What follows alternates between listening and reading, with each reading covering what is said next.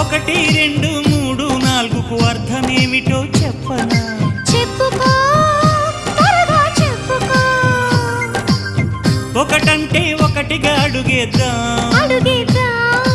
రెండంటే రెండు గుండెలను ముడిపెడదాం, మూడంటే మూడు ముళ్ళేసి ఆ తర్వాత నాలుగు కాలాల పాటు కలిసుందాం.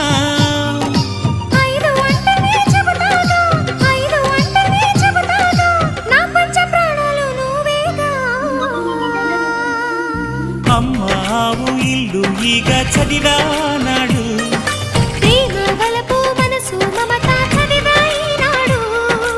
ఇంకా ఏదో చదవాలంటూ పెదవి కోరుతోంది. భలేగా కొత్త చదువు చదువు, ఇలా నా ముద్దు కవిత చదువు, చెలి మురిపాల కథలు చదువు.